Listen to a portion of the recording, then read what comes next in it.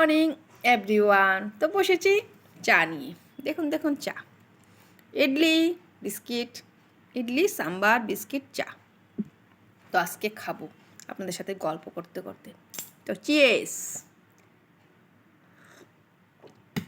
তো ছেলে মেয়েকে স্কুলে দিয়ে এসে এখন বসলাম চা খেতে। ভাবলাম আপনাদের সাথে একটু গল্প করেই খাই। গল্প করার লোক লাগে তাই না, কথা বলতে। তো আপনাদের সাথে কথা বললে মজা লাগে, সত্যি বলছি, মাইন্ড ফ্রেশ লাগে। আজকে দেখুন আমাদের জন্য আমাদের টাইম কোথায়, টাইম নেই। সারাদিন সংসার করতে করতেই চলে যায়। তো এটুক সময় নিজের জন্য। তো 2 ঘন্টা আপনাদের সাথে থাকবো, গল্প করব, ভিডিও বানাবো, লাইক কমেন্টে রিপ্লাই দিব, কমেন্টস করব। এটা আমার টাইম। প্রত্যেক মানুষের একটা নিজস্ব টাইম থাকে তাই না? তাই এটা আমার টাইম। আজকে বানিয়েছিলাম ইডলি। এই দেখুন খুব সুন্দর ইডলি বানিয়েছিলাম। তো ছেলে মেয়েকে স্কুলে দিয়েছি, খুব ভালোবাসে, ভালো হয় ইডলিটা, খুব ভালো হয় খেতে, খাওয়াও খারাপ না, একদম হালকা খাবার। তো সেই জন্য বসলাম, ভাবলাম আপনাদের সাথে শেয়ার করে খাই। তো রেসিপি লাগলে বলে দেবো কীভাবে বানিয়েছি।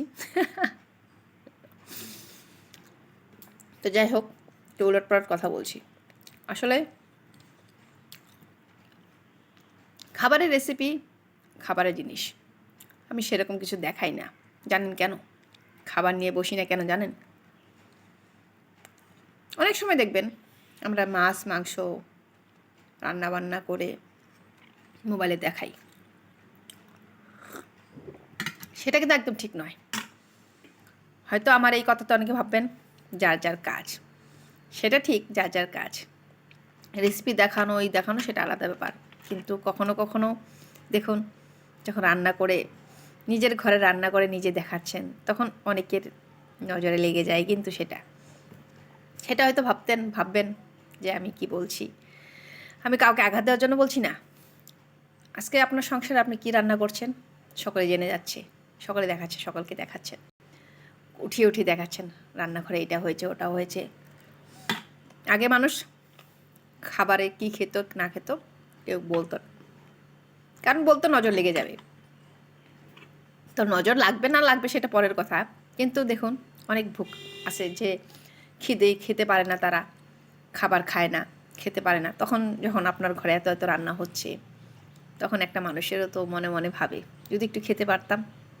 এই যে তাদের মনের মধ্যে যে সেই আশাটা জেগে ওঠে, সেটাই খারাপ লাগে। সেজন্য আমি সহজে রান্নার রেসিপি বলতে গিয়ে রান্নার কিছু দেখাই না, কারণ আমার মনে হয় সেটা ঠিক নয়। তো যার যার কাজ শেষে করুন, কোনো আপত্তি নেই। এটা আমার ভাবনা, তাই প্রকাশ করেছি, কেউ খারাপ পাবেন না। তো ছোটোখাটো খাবার জিনিস দেখাই, চা খাওয়া এটা দেখাই, সাধারণ খাবার সকলেই খেতে পারে। কিন্তু সেরকম খাবার কিছু দেখাই না যেটা অনেকেই খেতে পারে না। দুঃখ লাগে, কেউ খারাপ পাবেন না। একটু বেশি বলে ফেললাম হয়তো, সরি।